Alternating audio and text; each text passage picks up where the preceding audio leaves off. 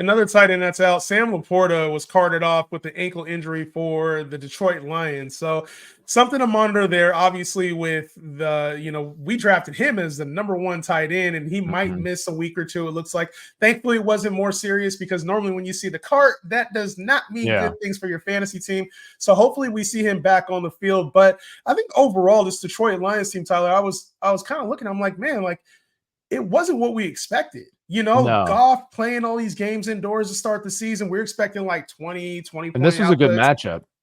Good matchup. There was 52.5 points on the board against the Cardinals. And I mean, we got 2 touchdowns out of him. It's just this hasn't looked like the Jared Goff that we've seen in the past. He's outside the top 20 quarterbacks right now in fantasy. And then when I look at the receivers, we saw Jameson Williams have a good start to the season, had a dud. We have Amon-Ra St. Brown had a dud, then had some good games. Like Jahmyr Gibbs, drafted him to be his top 6 to 5 tight running back.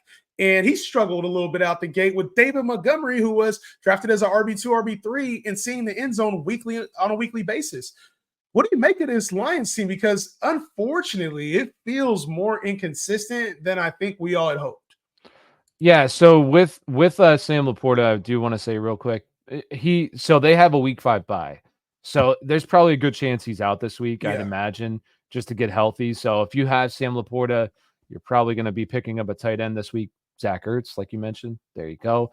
But so with this offense, I just think there's too much firepower here. Now, the problem with Jared Goff for me personally, like heading into the season, he just wasn't somebody that I was really excited to draft because it's just there's no rushing upside with him. You're just getting pure passing.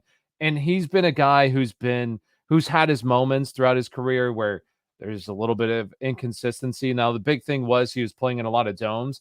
But like a guy who's really, I want to say in nearly like 80% of leagues right now who's available is Justin Fields. Like I'd rather have Justin Fields over him at the quarterback position. You think so?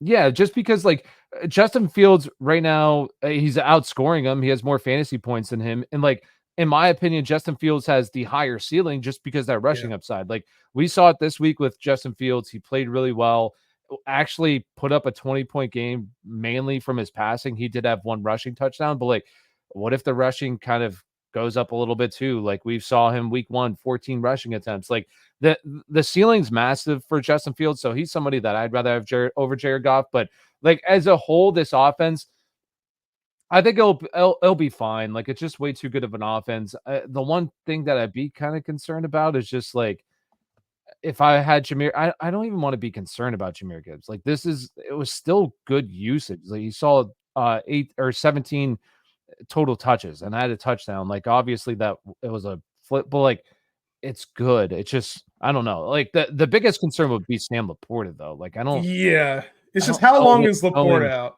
And he hasn't been good. And he hasn't been good. Like, but we just keep kind of beating the dead horse. Like the tight end position's just been so dreadful. It's been so bad. But like the biggest concern with him is just the emergence of Jameson Williams, who also was also bad in this game too. But I don't know. There's just a lot of things to kind of.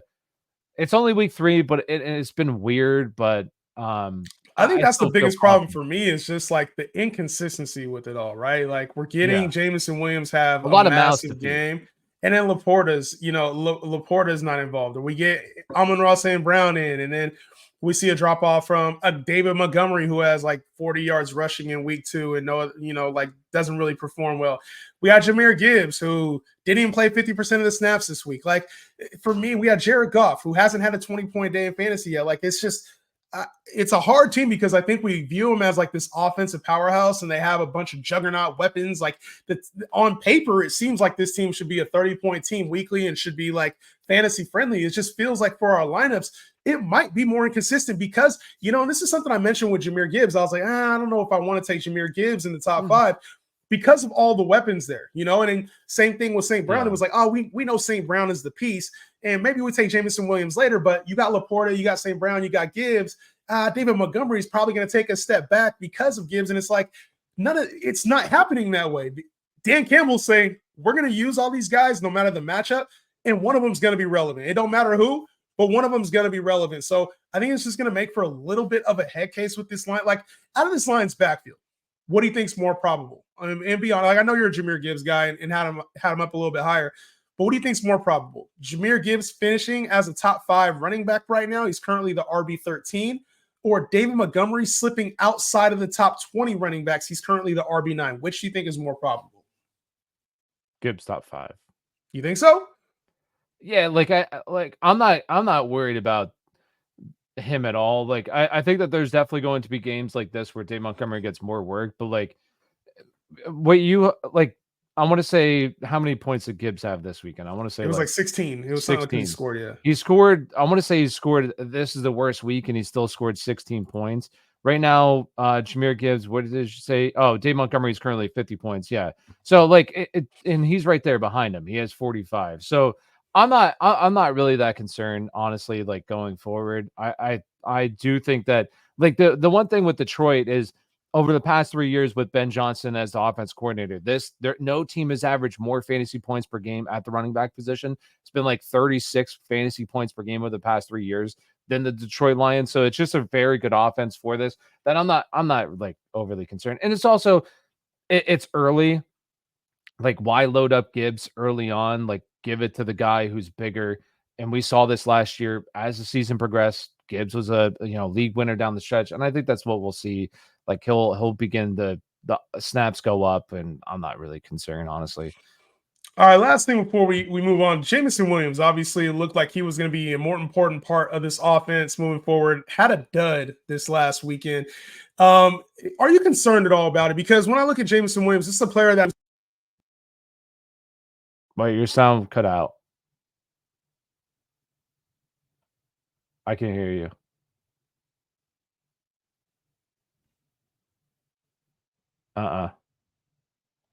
Unless maybe it's just no, it's on my headphones. Try now. There we go. Yeah. Good. My bad. Technical difficulties there. I got a little amped when we start talking about Jameson Williams. That's my boy.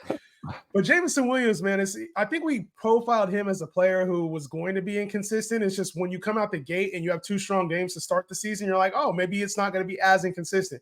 We saw the floor with Jameson Williams. So how are you feeling about Jameson Williams? Like, do you rank him as a wide receiver 3 you trust in your lineup because of the upside? Are you playing him as more of a flex? Are you trying to keep him on benches or maybe perhaps trade him for the name value? So for me, I wasn't very big on Jameson Williams heading into the season, but I am like willing to maybe take that as a bad take. Now, it was a good first 2 weeks, obviously. Like the targets were there. So I'm not really ready to like now if next week, it's kind of like the way I look at Justin Fields, 3 good weeks. He has 3 bad weeks. Sure.